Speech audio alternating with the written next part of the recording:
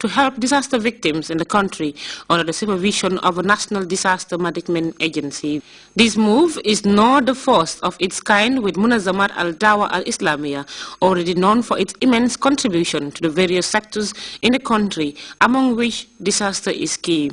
We will continue to look around, we will continue to explore opportunities like this in order to call all Gambians, individuals, institutions to come up and give support to the National Disaster Management Agency. It is not the National Disaster Management Agency that benefits, it is the people and the people that need it. So on that note, I would call on the whole Gambian people with the capability to help the National Disaster Management Agency to come out and help, secure the lives of people that dearly need, security. So on that note, and on behalf of the President, His Excellency, and Commander-in-Chief of the Armed Forces, Sheikh Professor Al-Haji Dr. Yaya AJJ Jammeh, I would once again thank you very much for the support, and I please promise that these items would be put into the use. Since its establishment in the country in 1992, Munazamat has been working and complementing the efforts of government in several areas. This donation, as explained by Ibrahim Hassan Cham, the head of the Dawa and the Department of Social Welfare of the organization, came from the support of their Qatari partners. Hassan, who spoke on behalf of their regional director Mohammed Muhmin Mahmoud, said these also form part of their Islamic responsibility. Close to 30,000 people are said to have been affected by disaster in 2013. In light of that, such a gesture will come as a huge consolation to them. We thank you for such generosity, as I remember that just 1 month ago, a few days before Christmas, Munazamat al-Dawa al-Islamiyah donated $5,000 and 15 computers to Yahya Jammeh Islamic Institute in the Gambia, in Islamic University in the Gambia.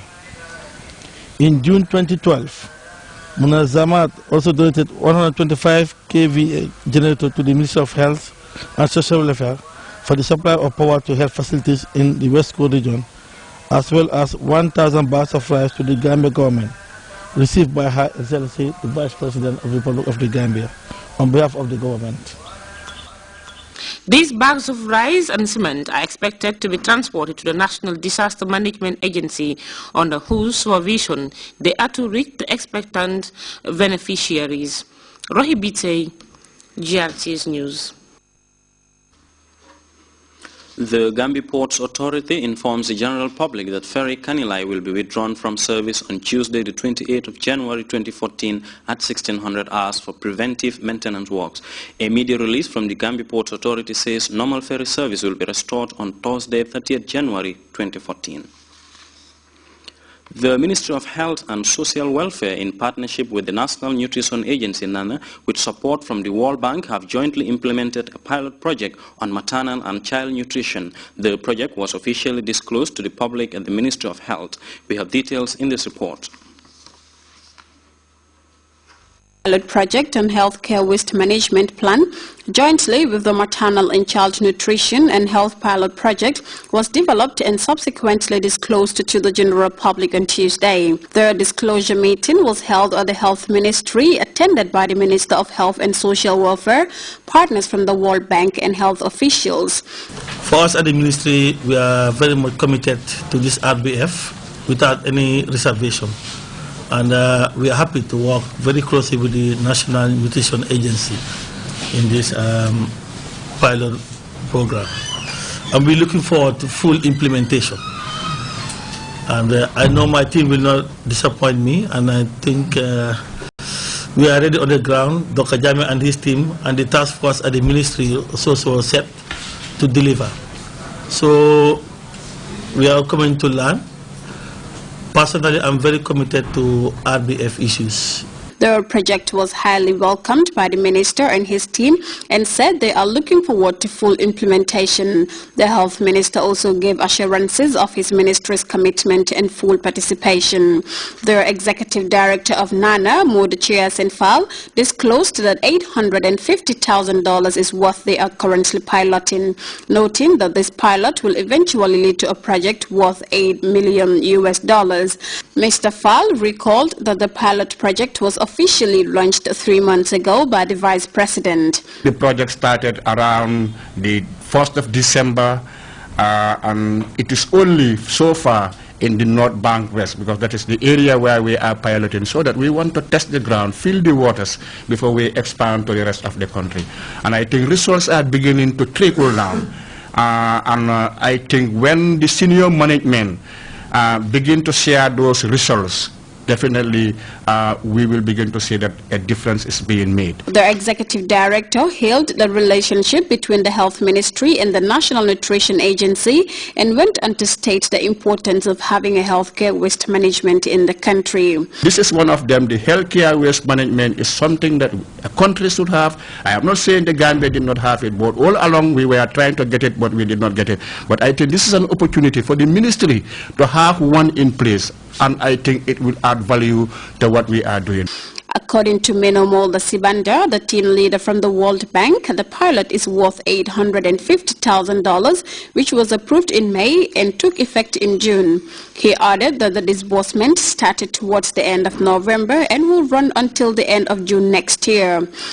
The pilot is basically associated to the engagement, the commitment from the bank with the government that there will be the main investment project in support of the nutrition health program, which indeed was to the level of $8 million. I say was because just last week this figure changed slightly to 8.7 million. So basically the investment into the sector is 8.7 million. The consultant for the project was Omar Bunjai, who also doubles as the Director of Food Standard, Quality and Hygiene. Outlined some of the objectives. Among them is to prevent or reduce infections that may arise from poor health care waste management. He, however, highlighted some of the challenges faced with waste management, including the lack of functional incinerators at all public institutions, which comprises the proper treatment of healthcare waste. Recommendations the consultant came out with were: the following recommendations can be made. It is recommended that the following legal instruments be developed: healthcare waste management policy, healthcare waste management technical guidelines, standard operating procedures, and then healthcare waste management be institutionalized. Mr. Njai acknowledged that municipalities are on it but need support and encouragement. Reporting for Grts News, I am Fatijani Mbaye. We'll be back with news from outside the Gambia after this short break. Super Savers. The lowest international call rates ever. Yes, you heard it. Comium offers you the lowest international tariff ever. Lower than anywhere else. Comium Super Savers. For the first time, you can also use your bonus credit to make international calls. Only from Comium. Now is the time to call family and friends all over the world at rates you can definitely afford. Comium brings you the lowest international call rates ever. Name your country and we got the lowest rates to that destination. One of the many reasons we say your credit lasts longer with Comium. Comium. We are better together. Welcome back. A transitional Prime Minister has been appointed in the Central African Republic. Andre Napayike is to lead the government of President Catherine Samba Panza, who was earlier selected to replace former interim President Michel Djotodia, who was forced to resign. Also in Egypt, 49 Promosi supporters have been killed in clashes with security forces in the streets of Cairo. We have more on these and other stories from Madagascar and Burkina Faso. It was here, about 200 meters from the municipal stadium in Antananarivo, where the new president's swearing-in ceremony was ending, that a hand grenade was thrown on the crowds. The attack killed a 2-month-old baby and wounded 45 people. A police investigation is underway. 62-year-old Andre Napayike had been vice president of the Central African States Development Bank since November 2012. He has just been named Prime Minister of the Central African Republic. This little-known technocrat is familiar with matters of development, but today his top priority is restoring security in the country. les remettre un peu au travail. I can tell you that from now